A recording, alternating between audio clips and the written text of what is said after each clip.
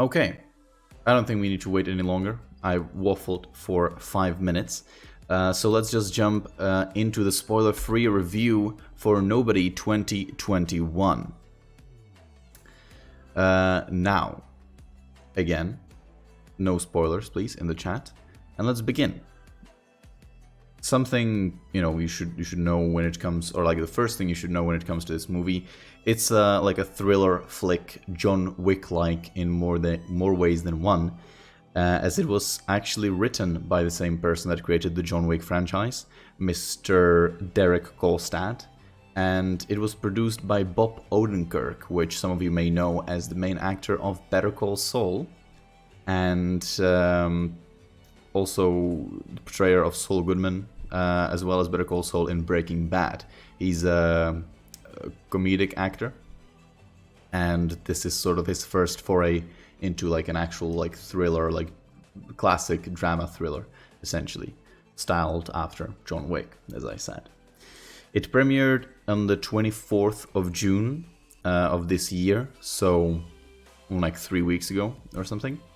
And it was directed by Ilya Naishuller, who is a Russian director, best probably known for his movie Hardcore Henry, 2015, which was an action film made entirely by GoPros through a POV of the main actor, which is kind of interesting as well.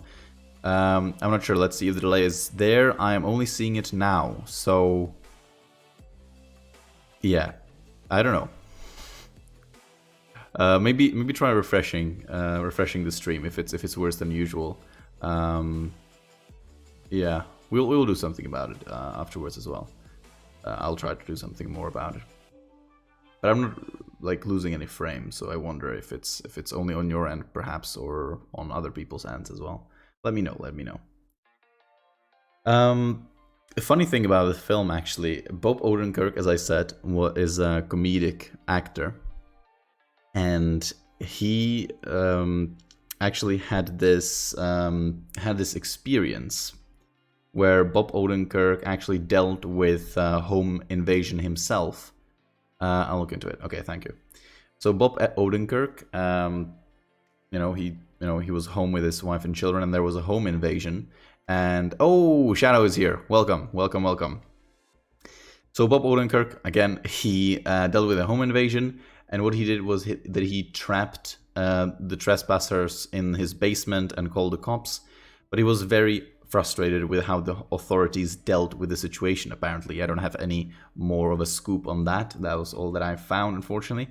And he had this thought about what he would do if he was a badass, like John Wick, for example. And apparently this thought grew into more of like an idea. And he actually contacted the writer of John Wick, Derek Kolstad, and told him that he would like to be in a badass movie.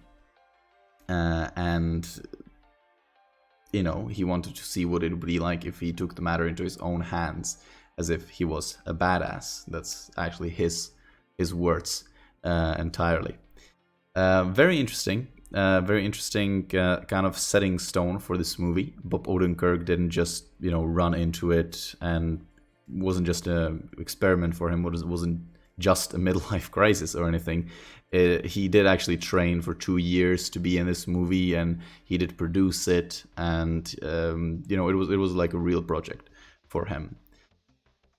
So yeah, let's see what came up with it. The movie itself came up of it, rather. The movie itself stars Bob Odenkirk as the main protagonist, the main bad guy. So not bad guy, not the main badass, sort of the John Wick kind of character. His wife is played by Connie Nielsen, and his father is played by Christopher Lloyd, who is the actor that you would know from Back to the Future. There's also Raza, playing his partner in crime, Raza from Wu-Tang Clan, believe it or not. And the main bad guy is Russian, as is tradition in these kinds of movies, and is portrayed by Alexei Serebyakov. So that's just for kind of the introduction and setting the scene for like how the movie is framed or made. What is it actually about? You know, what is the actual premise? The premise is of a story of a seemingly ordinary man with his wife and children.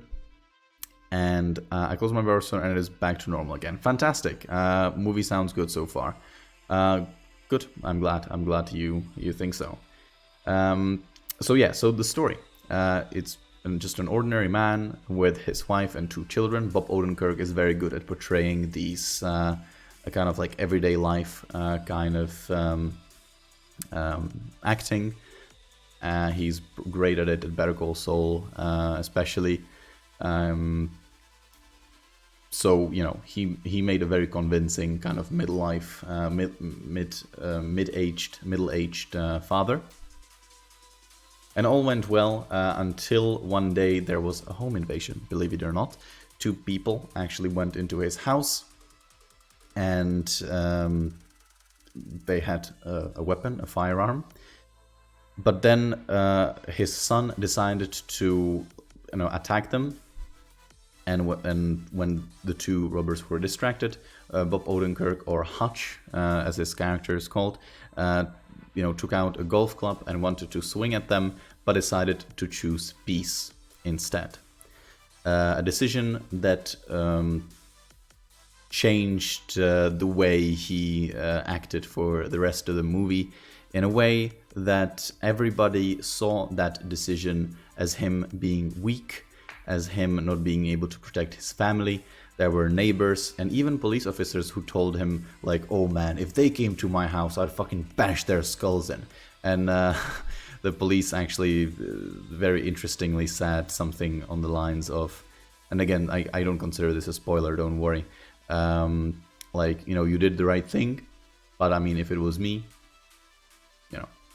So that's sort of what is you know, what started his kind of like fall, in a, like maybe not fall, but his tendency towards not being able to hold his peaceful side deep within.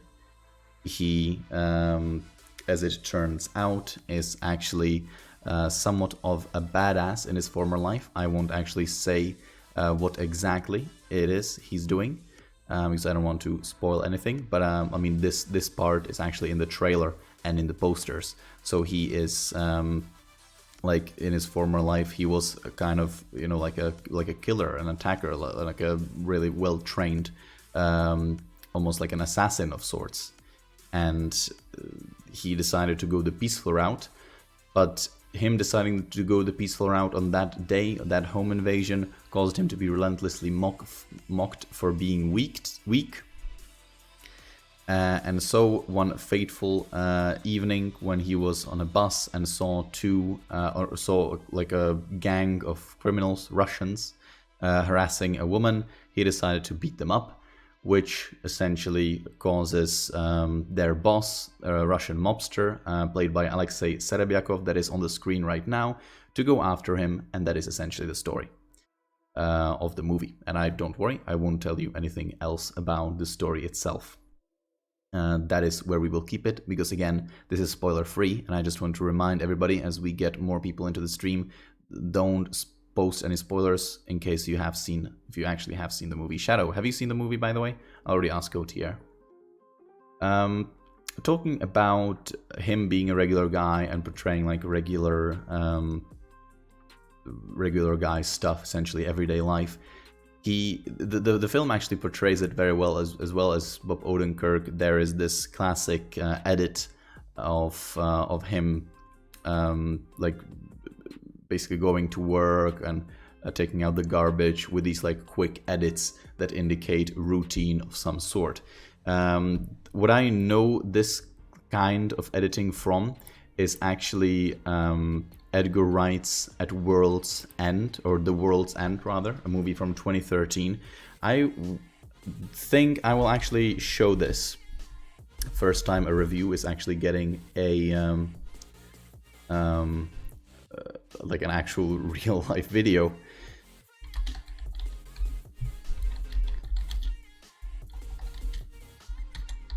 And yeah, I wonder if if you like that, if you will like it. Yeah. This is it. All right.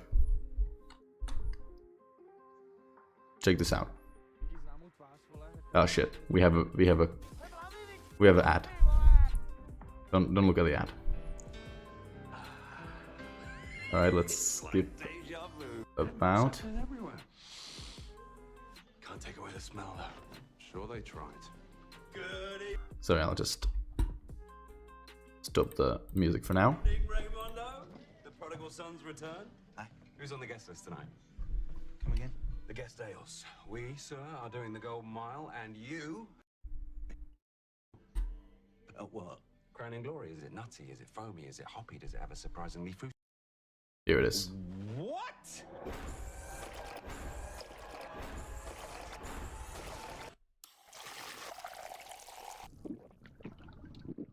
I don't believe this.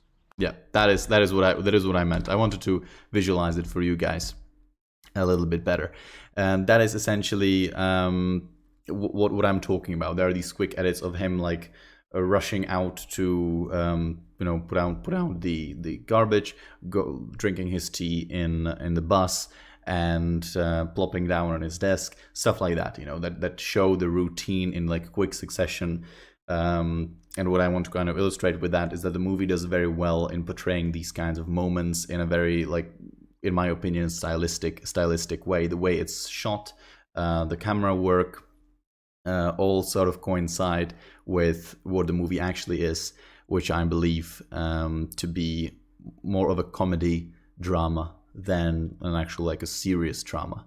That if you look, like, for example, Die Hard, or James Bond, or any of these movies, they tend to take its drama a lot more seriously. This movie I would compare more to... even John Wick actually takes itself a bit more seriously. This I would... this is a little bit like Once Upon a Time in Hollywood, the violent scenes in that movie, which is kind of taking in a self-aware, funny, violent kind of way, what Tarantino actually often does. So that's good. That's good. Although this movie is actually very violent, more violent, in fact, than John Wick, I would say. But yeah, that is sort of what I'm kind of jumping to from this routine, which the movie does very kind of well as well. There's something that snaps in Bob Odenkirk in that bus scene, and that kind of catapults his life into the movie story that we watch. And we have a redeem by Cotier, Drinks on Me. Well, don't worry, Cotier, I come prepared.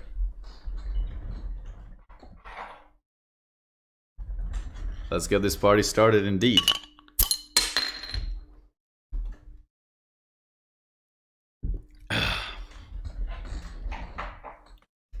Okay.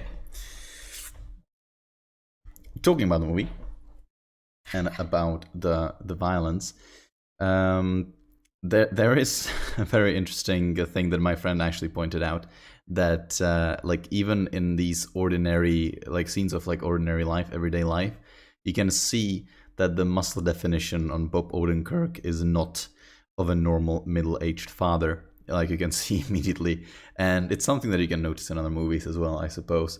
But people being inexplicably buff, that is always the kind of funny thing.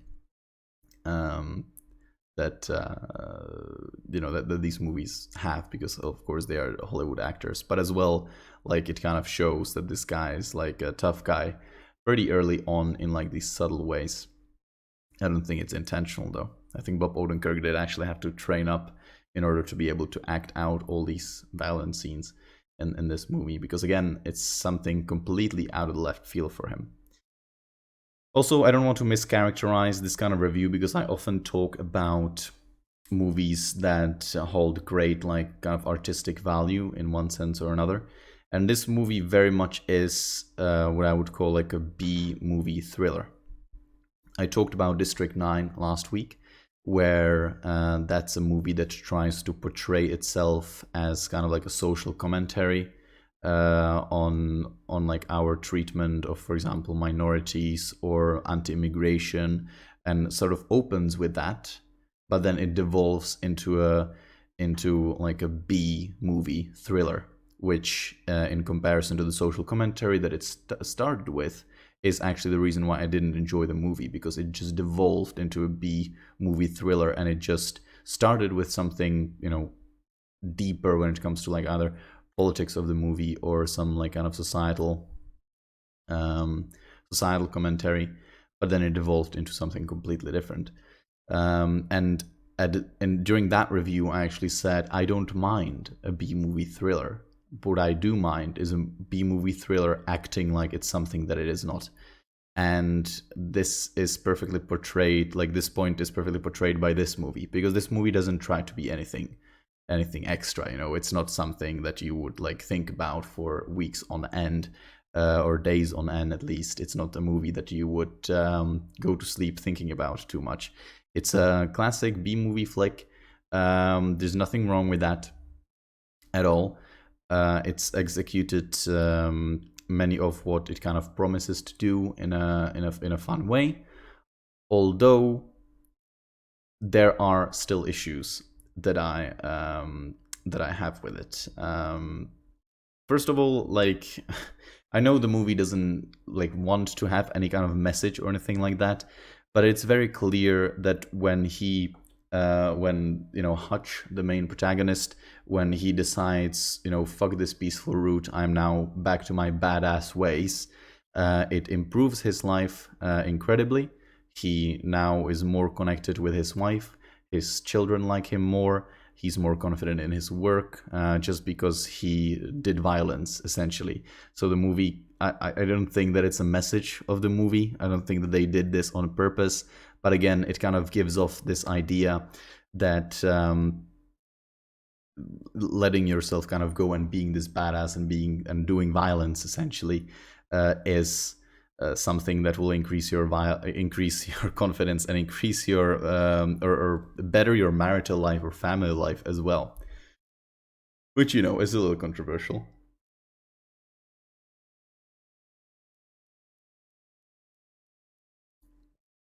The movie is self-aware though about the violence, at least. Like, the violence isn't gratuitous. It isn't there like because what can happen, and what you can see in like thriller movies from the 80s is like just this like super dramatic violent assault and like fight, and super kind of like cringy dialogue.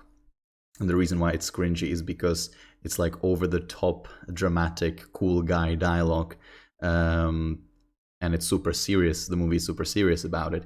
And, you know, when you look at some of these 80s thrillers that I'm talking about, you kind of feel like, ugh, this is okay.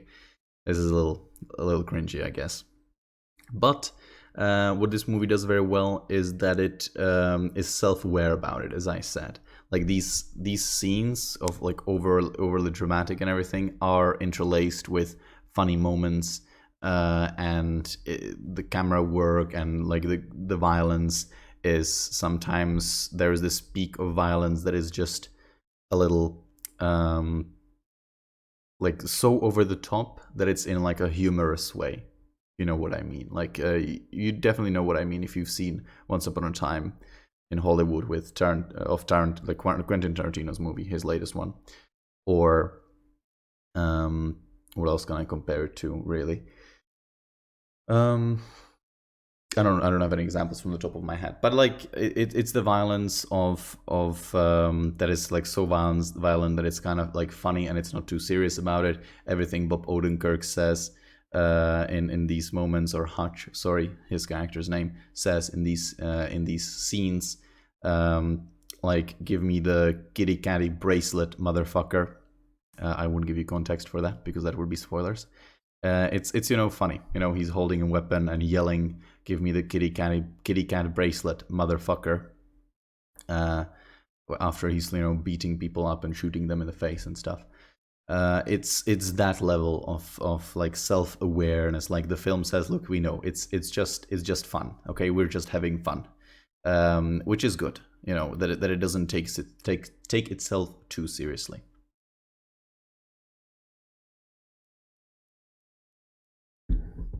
Sometimes though, I feel like even that is a little too much, but that may be purely due to my personal preference.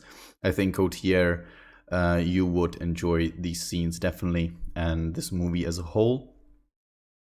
But I don't think that it's as good as John Wick. I'll talk about it more afterwards. But one of the things that I will talk about a bit in detail, and one of the things that I need to like mention as we talk about these violent scenes, Bob Odenkirk just doesn't do it for me. Like, look, I don't know. I don't know if it's me because I love Better Call Saul and I love Breaking Bad and everything that I've seen Bob Odenkirk, this actor that you see on the screen right now, in. He is kind of like very funny, a very funny character that is smart and kind of like stealthy and a little manipulative. But whenever there is any kind of violence or confrontation, he kind of cowers, and the humor comes from that he isn't like a tough guy. He is the kind of person to like think his way out of a situation. But once he can't, once there is actual physical confrontation, he like sort of cowers in a way. That's sort of the difference there. And him being in this movie, being like the proper badass that this movie like has as its main protagonist, it's, I don't know, I just don't feel it. It seems a bit out of place for me.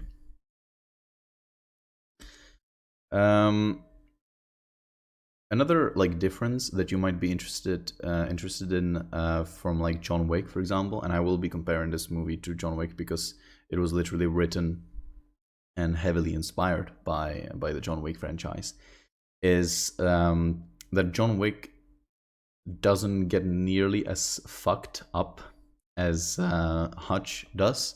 He doesn't get as many like blows into his face. He doesn't, he doesn't get his ass kicked in any way, which can kind of talk or which kind of shows maybe that this movie tried to go in a more like realistic route when it came to both the violence and these fighting scenes, that he's not like completely infallible, but he is still infallible enough to be able to take on vast amount of fighters and like other attackers, even with firearms or without firearms, and still survive.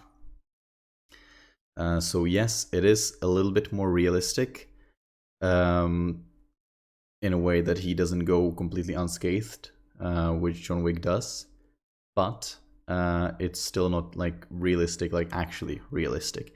And the movie tries to put itself into this middle kind of where I kind of have issue with it, because you can either make, in my opinion at least, I love John Wick. You can either make like sort of almost cartoony, sort of superhero-y cool guy that can take on all of these people, or you can make a person that realistically is a good fighter. But like, let's be honest, any kind of person, when 3 people go at that person and at least one of them has a gun, that person doesn't stand a chance in the world.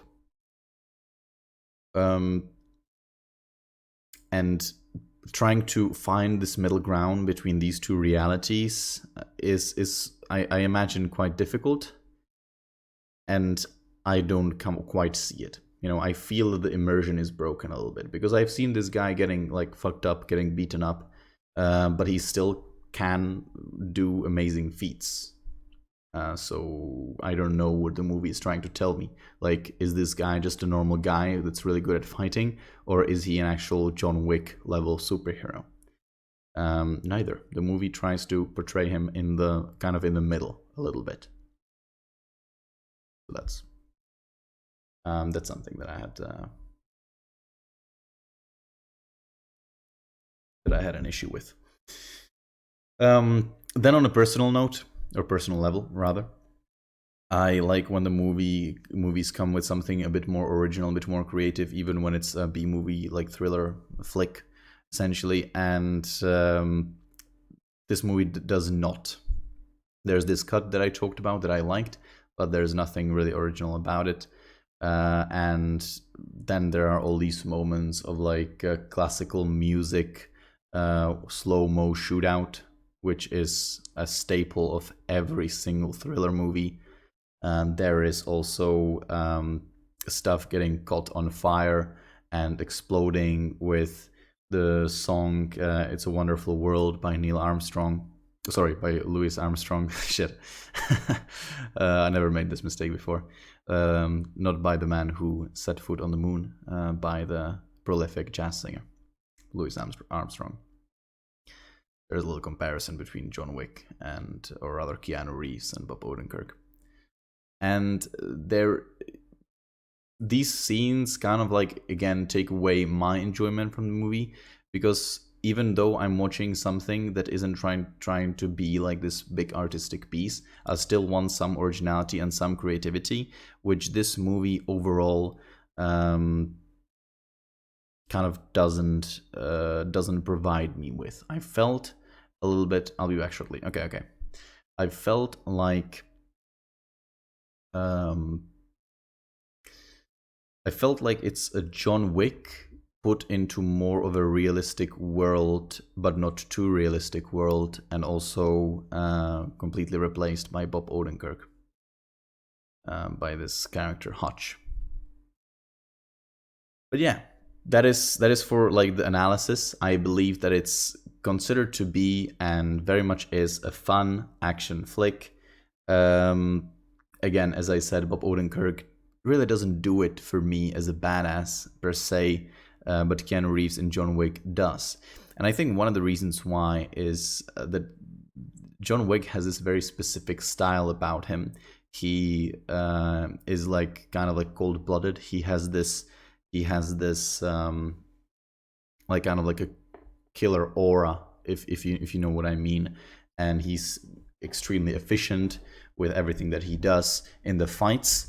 He because he both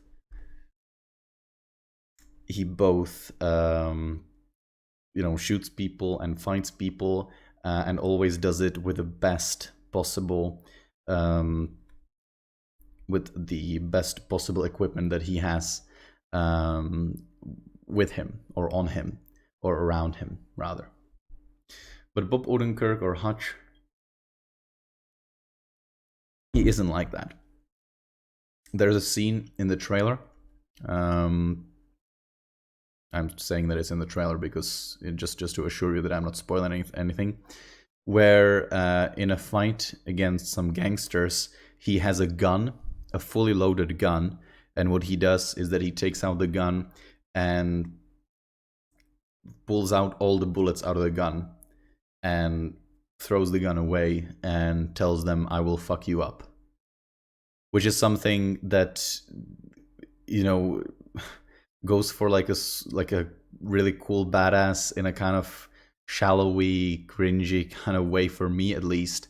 And like the movie tries to explain it in a way that he is now like has to beat someone up because everybody feels like he let down his family by not attacking those two burglars in his house. But like then the movie also shows us how he's creative and smart and efficient at killing larger numbers of people. On the other hand, so like, what is it? There's a scene exactly what I was talking about. He pulls out his gun, he opens the barrel, and all the bullets fall down. Then tells everybody, "I will fuck you up." It's in the bus, actually, as you can see. So why do that when you're fully capable of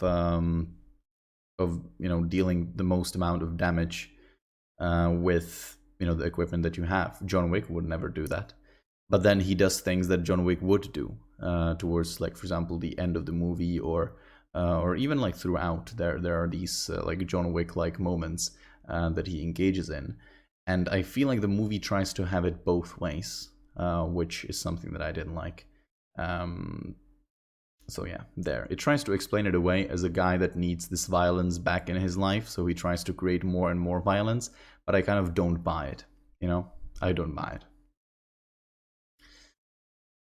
Also, the way I saw it a little bit is even just watching the movie and not having done any research, I felt like it's Bob Odenkirk trying to be a bad guy. You know, it's Bob Odenkirk that, you know, now in his like in his midlife, he decides, you know, I've never been this badass character that I always liked in movies. How about I write myself into one? Sort of similarly to what Michael Scott did in The Office, in the US version of The Office. If you've seen, he wrote a complete script of him as an action hero, Michael Scarn. Threat Level Midnight, I think, was the name of the movie that Michael Scott, sorry, wrote in The Office. And it kind of reminded me of it a little bit. Like, it's Bob Odenkirk that wants to try playing a tough guy, but it's a little out of place. It feels out of place. And as a result, like, maybe part of this, maybe part of just the direction that the filmmakers did, I didn't feel like it was an epic tale, but rather a series of like fun, violent clips. I did not care about the story. The story didn't pose any like real stakes for me, at least, because the family, like, I won't spoil it for you, but what I'm gonna say is that I felt that there were no stakes in it. You know, there wasn't a quest for vengeance.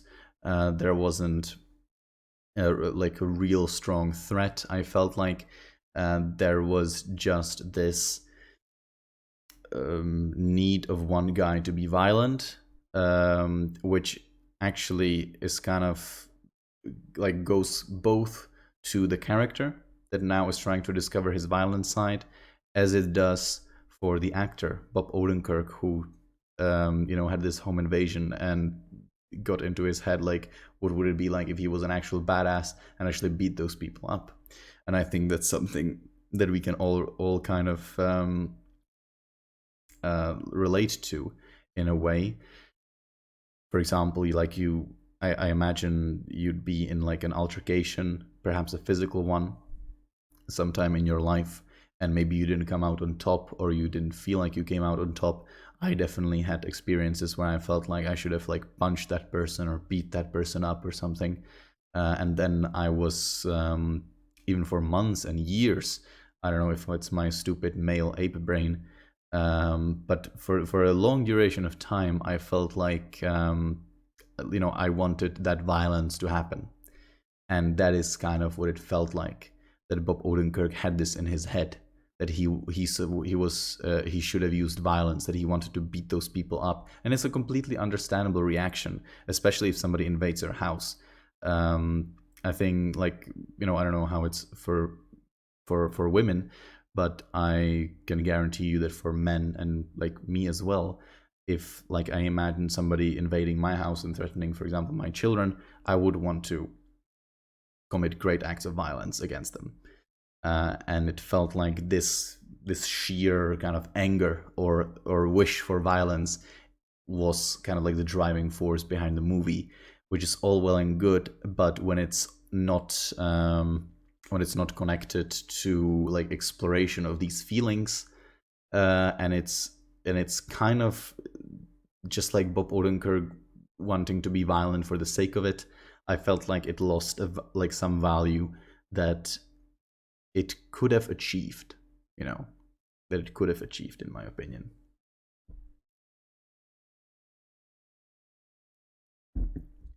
Also, there is this whole thing about Hutch being considered a wimp because he chose to de-escalate the situation where his home was invaded at the beginning of the movie, where he decided, not to attack those burglars, and then being called a wimp after it, then being kind of like a little mocked, or he felt weak in the eyes of other people. And that's almost like I feel like almost like a personal experience of Bob Odenkirk after his own home was invaded. Maybe people told him like similar stuff. And that's something that like I understand, but if you're going to make a movie about that feeling, I feel like it has to be more complex and more in depth in the exploration of that particular feeling.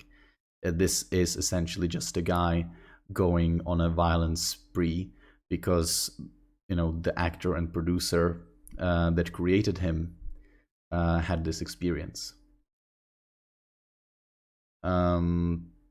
And it also raises the question, like, should this kind of feeling be praised, or should it be explored in a different way? Because the movie very much shows violence as an answer to all these feelings of actually letting go. Because why would you escalate in that situation? There are two burglars that are in your house that have a firearm, that have a weapon that can kill, and the movie almost suggests that the violence that it brought in him is the righteous thing, that it's righteous to become violent. But what would you do? Like, would you become violent in the case where you saw an opportunity to de-escalate? And it is clear from the movie that this guy is somewhat of a professional when it comes to fighting, and he knew that by de-escalating the situation, he would actually save his children. Just because he is capable of resolving the situation in a violent way, does it mean that he should do it? That's a big question. I think that the film answers with a resounding yes. And I feel that it's much like the rest of the movie, or the rest of the themes that the movie aims to explore, a little bit more complicated than that.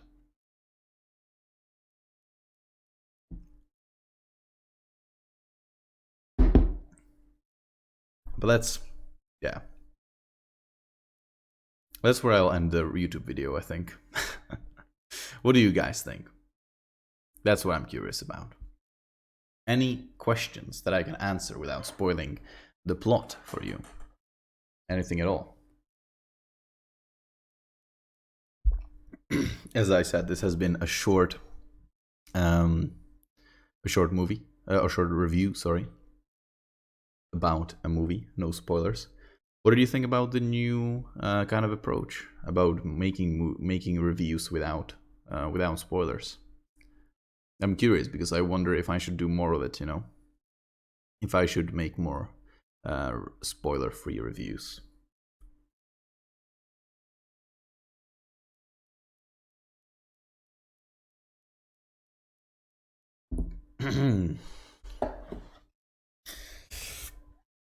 But yeah, that was that.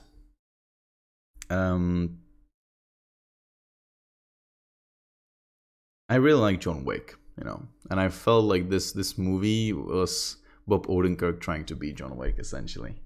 That's the bottom line, and it's fun. I like when it comes to recommendations.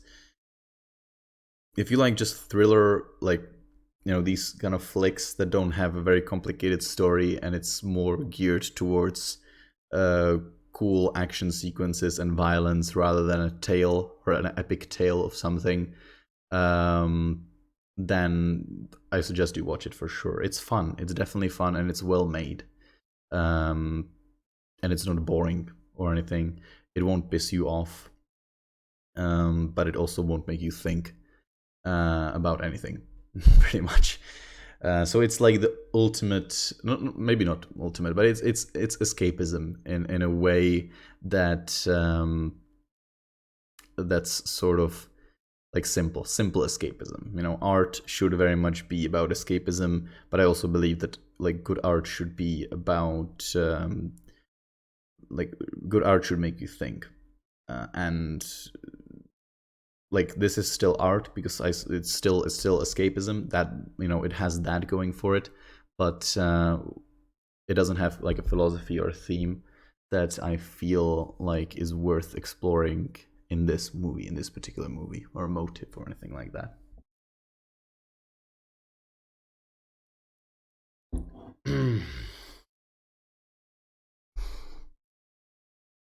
But yeah,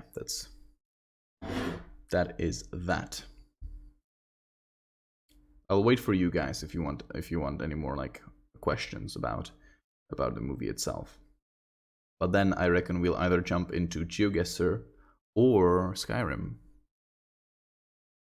I'm back. Sorry about that. Something came up. No worries, mate. I just sort of finished up the review itself, but now I'm open to questions. Anything you're curious about, anything you felt like I missed. If you want something explained, then feel free.